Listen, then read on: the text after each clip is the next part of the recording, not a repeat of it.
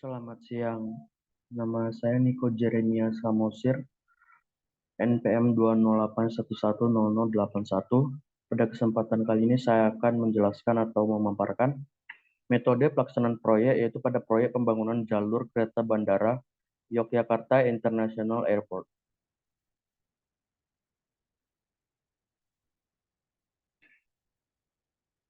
Tujuan dari proyek ini adalah yang pertama menjalankan Perpres nomor 56 tahun 2018 tentang percepatan pelaksanaan proyek strategis nasional.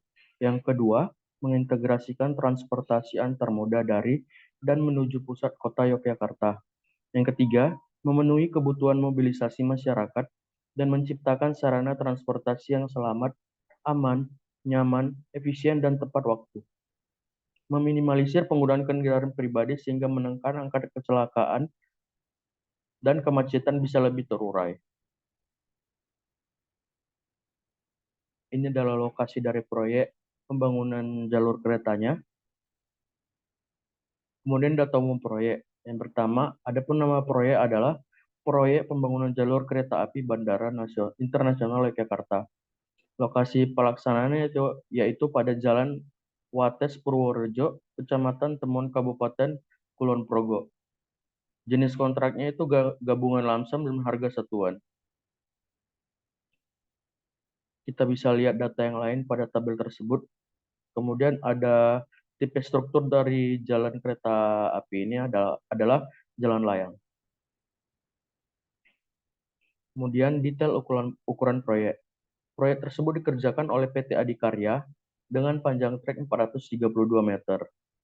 Kemudian dikerjakan dengan kerjasama operasi PT Adikarya Eka Surya Alam dengan trek sepanjang 1.772 meter. Kemudian jalur kereta bertipe elevated dan berjenis double track. Kemudian kita masuk ke mutu atau spesifikasi bangunan. Adapun mutu dan spesifikasi bangunan telah diatur dalam standar spesifikasi teknis konstruksi jalan rel, sipil, jembatan, dan bangunan kereta api yang dikeluarkan oleh Direktorat Jenderal Perkeretaapian Kementerian Perhubungan. Untuk spesifikasinya kita bisa lihat pada tabel tersebut, yaitu contohnya PCI dan voided slab, yaitu FC-nya harus 49,8 dan menggunakan K600, dan spesifikasi lainnya secara lengkap kita dapat lihat pada tabel tersebut. Ini adalah struktur organisasi dari proyek tersebut. Kemudian kita masuk pada topik yang pertama, yaitu fondasi bore pile. Fondasi bore pile adalah jenis fondasi dalam yang berbentuk tabung, yaitu berfungsi meneruskan beban struktur bangunan di atasnya dari permukaan tanah sampai lapisan tanah keras di bawahnya. Fondasi ini sangat cocok apabila digunakan pada tempat-tempat yang padat oleh bangunan-bangunan karena tidak terlalu bising dan getarannya tidak menimbulkan dampak negatif terhadap bangunan di sekelilingnya. Kemudian fondasi bore pile, pemasangannya dalam tanah dilakukan dengan cara pengeboran tanah terlebih dahulu, yang kemudian diisi besi tulangan yang telah dirangkai, kemudian dicor beton dengan mutu dan kualitas yang bagus, serta dikerjakan di lokasi proyek tersebut juga. Jadi dia tidak dicetak di pabrik, tapi melainkan langsung dicor pada lokasi proyek tersebut. Apabila tanah mengandung air, maka dibutuhkan casing besi atau yang biasa kita sebut dengan temporary casing, yang berfungsi untuk menahan dinding lubang agar tidak terjadi kelongsoran, dan casing ini akan dikeluarkan pada pengecoran beton. Menurut Heri Kristadi Harjanto, ada beberapa keuntungan dalam pemakaian fondasi bore pile dibandingkan dengan fondasi tiang pancang dalam konstruksi, yaitu yang pertama, pemasangan tidak menimbulkan gangguan suara dan getaran yang membahayakan bangunan di sekitarnya. Yang kedua, kedalaman tiang dapat divariasikan. Yang ketiga, tanah dapat diperiksa dan dicocokkan dengan data laboratorium. Yang keempat, tiang bor dapat dipasang menembus sedangkan tiang pancang akan kesulitan bila pemancangan menembus lapisan batu. Diameter tiang memungkinkan dibuat besar. Bila perlu, ujung bawah tiang dibuat lebih besar guna mempertinggi kapasitas dukungnya. Tidak ada resiko kenaikan muka tanah. Kemudian yang terakhir, penulangan tidak dipengaruhi oleh tegangan pada waktu pengangkutan dan pemancangan. Ini adalah flowchart-nya. Kita bisa lihat dari mulai persiapan setting alat board, kemudian sampai pekerjaan A-nya selesai. Ini juga ada pekerjaan sampingannya. Sampai kita menuju setelah pekerjaannya selesai, baru kita menuju ke pekerjaan B. Begitu juga dengan pekerjaan B akan dilakukan dengan pekerjaan masing-masing hingga begitu proses tersebut sampai dengan keseluruhan proses selesai. Kemudian kita masuk ke tahap pekerjaan persiapan, yaitu adapun pekerjaan persiapan contohnya pembuatan shop drawing sebagai acuan pekerjaan di lapangan. Kemudian pembersihan lahan, mop dan kalibrasi alat berat. Kemudian penentuan dan marking titik bor menggunakan theodolite. Dan yang terakhir ada fabrikasi baja tulangan. Pekerjaan pengeboran. Adapun hal yang harus diperhatikan dalam pekerjaan pengeboran di antara lain adalah pemilihan mata bor sesuai fungsi dan kondisi tanah. Adapun contoh mata bor yang digunakan adalah mata bor auger, mata bor core barrel, dan mata bor bucket. Ini adalah contoh pengerjaan bor pile di lapangan.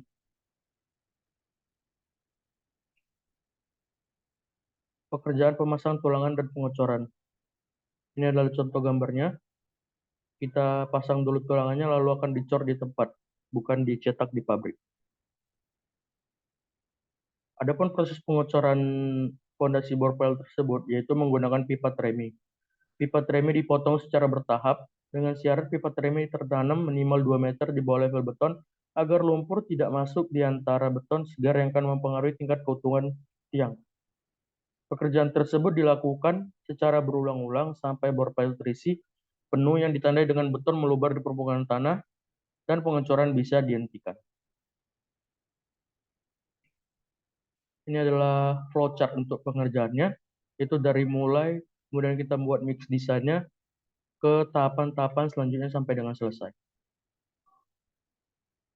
Ini ada sifat mutu betonnya, yaitu lantai kerja, saluran pracetak, dan lain-lain.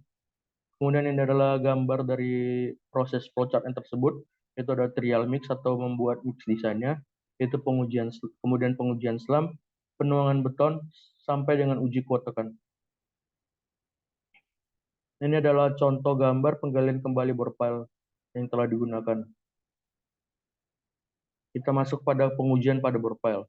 Pengujian pada bor pile yang pertama yaitu ada uji pile integrity test atau yang kita sebut dengan uji PIT.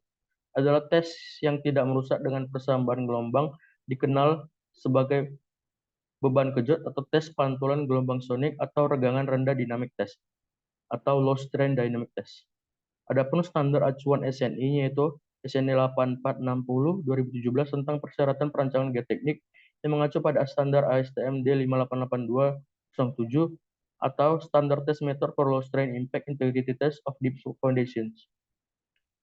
Test pit adalah hasil pengembangan dari teori perambatan gelombang atau wave propagation theory. Dalam hal ini bermediakan beton bertulang. Dilakukan dengan memberikan gaya kecil atau ketukan palu pada kepala tiang yang kemudian mengirimkan sinyal gelombang dari kepala tiang ke ujung bawah tiang dengan kecepatan tetap. Perubahan bentuk penampang pile atau jika beton terdapat rongga akan menghasilkan pantulan gelombang yang terdeteksi oleh akselerometer dan tersaji pada layar komputer dalam bentuk grafik. Sehingga uji ini dapat memeriksa kepadatan beton dan mendeteksi kerusakan berupa segregasi, honeycomb, dan necking, namun tidak dapat digunakan untuk menentukan penyebab kerusakan tersebut. Ini adalah contoh hasil dari ujinya, yaitu berbentuk grafik.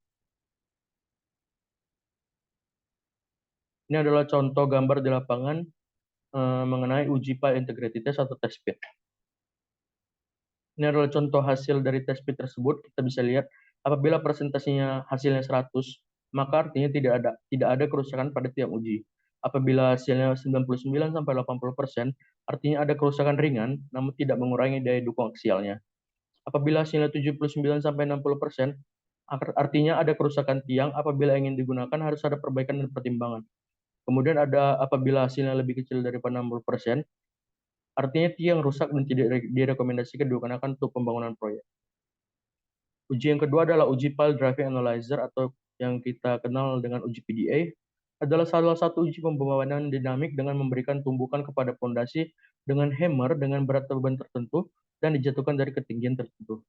Pelaksanaan tes ini berpedoman pada SNI 8460 tahun 2017 tentang persyaratan perancangan geoteknik yang mengacu pada ASTM D 4945-08 atau Standard Test Method for High Strength Dynamic Testing of Deep Foundation.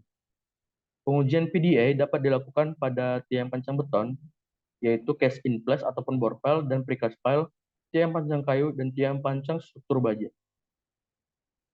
Adapun tujuan dari tes PDA adalah mengetahui daya aksial fondasi tiang tunggal, kemudian mengetahui integritas atau keutuhan tiang dan join.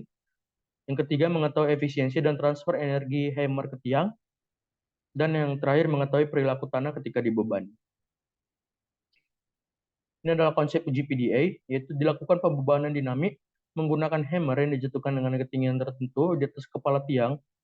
Kemudian berat atau massa hammer ideal untuk pengujian PDA test adalah 1-2% dari kapasitas daya dukung fondasi tiang yang disyaratkan untuk dicapai. Yang ketiga, untuk membaca kecepatan gaya yang terjadi pada tiang, dipasangkan sensor transducer atau velocity dan sensor accelerometer atau force. Kemudian pada gambar kiri ini kita dapat melihat konsep uji PDA-nya itu hammer, kemudian dijauhkan pada tinggi yang tertentu dan akan menghasilkan grafik seperti ini dan kemudian akan dianalisis terlebih dahulu. Demikian materi yang dapat saya paparkan, yaitu mengenai pembangunan railway Bandara Internasional Yogyakarta. Kiranya pemaparan saya ini dapat berguna bagi kita semua. Terima kasih.